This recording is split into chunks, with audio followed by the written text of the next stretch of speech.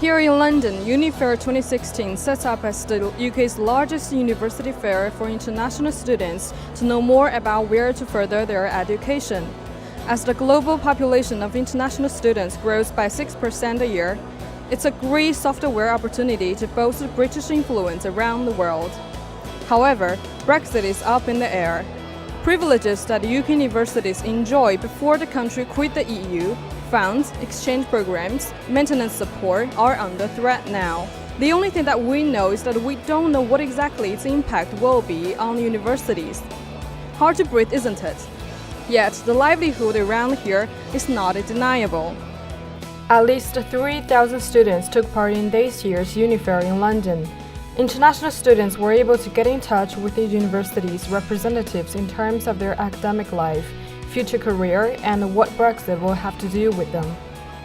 Same really, because I haven't really found the university that I really want to go to yet. So going to events like this really opens up my eyes and gives me all different opportunities and just different places to go to. But that university has really helped us understand what they have to offer compared to what we've seen online on their website. Yeah, this event is helpful because I'm able to find some good universities of my purpose. UK universities, independent schools, and English language colleges are calculated to be worth £17.5 billion as an export sector.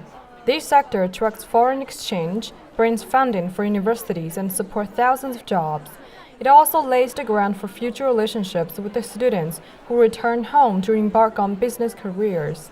读研究生时间比较短，费用相对较低。再有就是对英国比较感兴趣。首先肯定是排名，中国人都注重这些。比较感兴趣的专业，如果它排名比较高的话，我会选择它。最主要的还有地理位置。我觉得跟我自己气场比较合的学校会对头，有时候不一定排名好的学校。因为排名这种东西很难说，要看专业嘛。Some universities hold particular attraction to Chinese students and have a long queue of their potential applicants. First and foremost, I think it's the reputation we have. We have quite close links with universities in China and quite a strong brand within China. And also we have the location being very central London. Especially on the master's courses, we have quite a lot of Chinese students who come and study with us. So every year we have 500 MSc students in the School of Management, and about 200 of those are from China.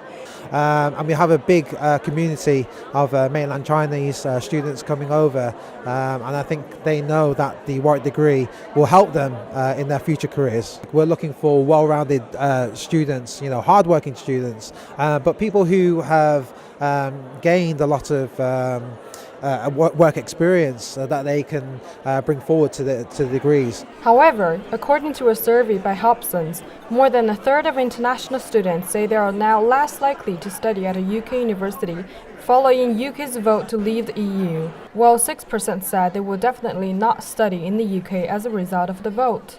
Brexit brings uncertainties and funds from the European Union, as well as their cooperative projects.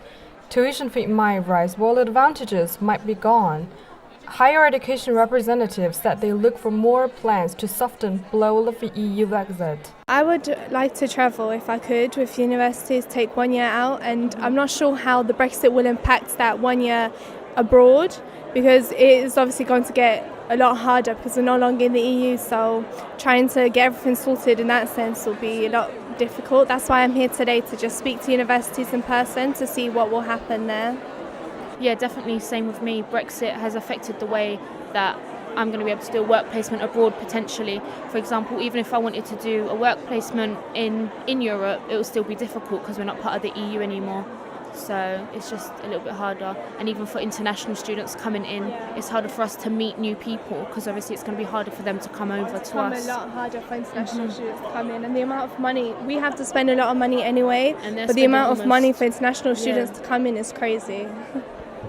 The university that I go to, I'm not sure what they're planning to do. I know that there's been a curb of international students so far, but I don't know, I think that affects them more than us. But anybody who wants to study out in Europe at some point in their postgrad really needs to figure out how these policies affect us in the long term. For European applications, I think they did take a hit because there was uncertainty around Brexit. The government have recently come out to say that student funding can be continued for the next 3 years. So we'd like to think that the applications for EU students will will hold up to a good level this year. And we're one of the biggest receivers for European students, so we'll try our best to secure our European students' welfare. And the year after, we're not too sure. We're also waiting. Okay, we have very strong links with not only with institutions within Europe but all around the world for study exchange programs. So there will still be opportunities for students to go and study overseas. It's affecting all the UK institutions, but it's how we deal with those particular problems. We will be as transparent as possible. We will have specific teams who will look into these and obviously how it's going to impact the university, and hopefully we'll be able to offer a suitable solution in order to maintain our Erasmus programs. It is important to remember that UK will not leave the EU overnight. The negotiation process is expected to take up to 2 years. Tuition fee has been confirmed by the British government to remain the same at least before 2017. Whereas whether the UK can continue to access some of the exchange programs with the EU universities is unsure. Particularly, picture is quite different for Chinese students. At least the Brexit brings one positive point for them, as pound's value falling down makes tuition fee cheaper. Now let's hear what they can tell us. 请问一下，就是英国脱欧对你们来说会有什么样的理由影响呢？还好吧，就是学费变便宜了嘛，然后生活成本降低了，其实没有感受到太多。其他的为什么想要来英国留学？一是时间比较短，二是可能这里的教育水平比较高，所以说是来这性价比比较高。您是怎么想的？因为我觉得我在英国脱欧之前已经在英国读了1年的，然后我觉得就是脱欧对我的至少是学习生活不会有什么影响，所以说我想继续留在英国就是读书。